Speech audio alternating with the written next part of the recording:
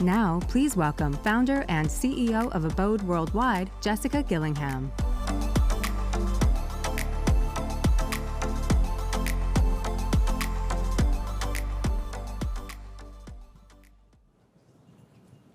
Hi, everyone. So I'm going to show you a picture of what this is what we think we offer. And then this next picture is what everyone else thinks that short-term rentals offers or is. And then this next one is who we think our guests are. And then now what everyone else thinks our guests are. So over the last month, I've had 5 trips. I've stayed in a hotel twice, stayed in a youth hostel once, which is all there is at the bottom of Snowdonia, which is the Welsh mountain I climbed the weekend before last with my kids. This past weekend, I've stayed in an Airbnb hosted by Bob in Brooklyn. Last month in Malaga for another conference, I stayed in a professionally managed rental. And tonight, I'm across the road in the Ink 48. As we've heard quite a few times today, as a consumer, I'm lodging type agnostic. If I'm away for more than 2 nights, I like to have a kitchen. I always want good value. I prefer a really good location with a cool vibe. But the point is, I don't care where the bed is that I lay my head on, whether it's a rental, a hotel, or other. I have no loyalty. There's no brand that I'm loyal to. I just want the stay that suits me for that particular trip. The short-term rental industry is at an inflection point. We're experiencing great growth. There's huge opportunity. You know, that's why we're all here. Many of you have experienced that growth. We've got our act together on professionalization. We don't go to conferences anymore and talk about blunt knives or, bringing your own linen to properties. The conversations are about loyalty programs and guest experience and growth and partnering with multifamily operators and real estate investors. It's a really exciting time. But with great growth comes great responsibility. The eyes are on us. People have opinions about the short-term rental industry. We have a reputation, and as we all know, it's not always a good one. The gold rush days, the COVID gold rush days are over. Owners are fleeing the marketplace, some say, put off by the lowering returns. We're on a steady march forward towards regulation, draconian measures that are often implemented without any conversation from the short-term rental sector. We just need to see what's going on here in New York and what's already happened in Scotland. Hotels and multifamily operators are coming into the market, as we've also heard today, attracted by the demand. Guests have more and better choices, and they don't have that loyalty to strong brands. Rentals are often seen as the pricier option, greedy even, with host fees, cleaning fees, hot tub fees all put on top. We're blamed for over-tourism, for filling Venice, Rome, Niagara Falls full of rowdy tourists. There's a phrase I heard last month in Spain, tourismophobia, which is apparently a thing now. We get confused about our own name. We often refer to the industry as Airbnb rather than professionally managed operators, or we get confused between which is which. It's sometimes just easier to say Airbnb. It's great for web traffic. It makes better headlines. We're confused about whether we are the short-term rental industry or the vacation rental industry. Does it include corporate housing? Is it urban? Is it leisure? Is it mid-stays? What about flexible, corporate housing? We're not even sure about that. There's also a lot of othering that happens in the industry. There's a us and them mentality sometimes within the short-term rental industry.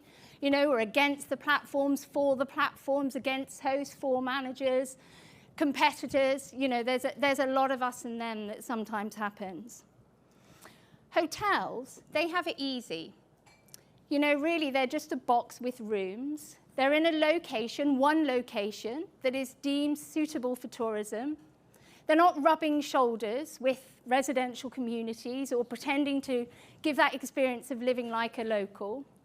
They're not blamed for the affordable housing crisis or for bringing rowdy, noisy travellers to peaceful communities. They've been providing hospitality for decades and decades. They have strong brands, many of them brands that, an adult all across the world would probably recognize. They have strong lobby groups and deep pockets. As an industry, we're up against a lot, and we're not in control of our own narrative. So how do we change the perception of the industry in the hearts and minds of communities, of our governments, and importantly, voters? It's time that we develop a better narrative of the industry, one that is top-down, bottom-up, that uses data, that uses local stories, that uses the voice of the associations, that is everybody coming together collectively with a unified message about what the opportunity costs are if we don't support the short-term rental industry, if we don't have the short-term rental industry as part of the conversation about the future of tourism.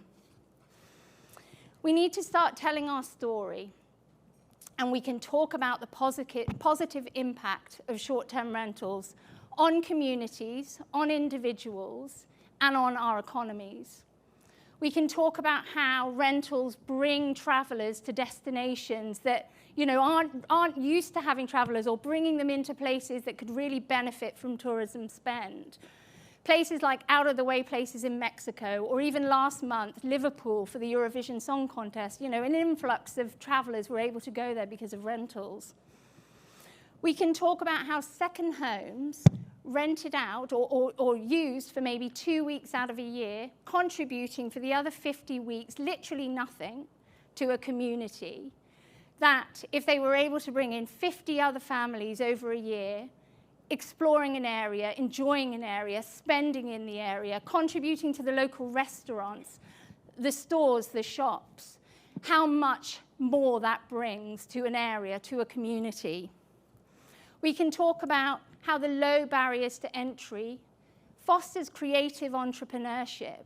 It enables small businesses to form. Many of these businesses, without the need of capital, run by women, minorities, who are able to look after their families, and if they have a team, those families as well.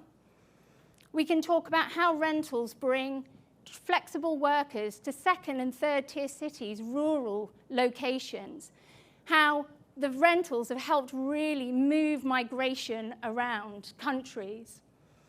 We can talk about the tech development, and we've seen several times today the great map that Skift Research has done, how the innovation in the sector has been absolutely extraordinary, with all sorts of solutions to the problems of being a property manager or a host being created.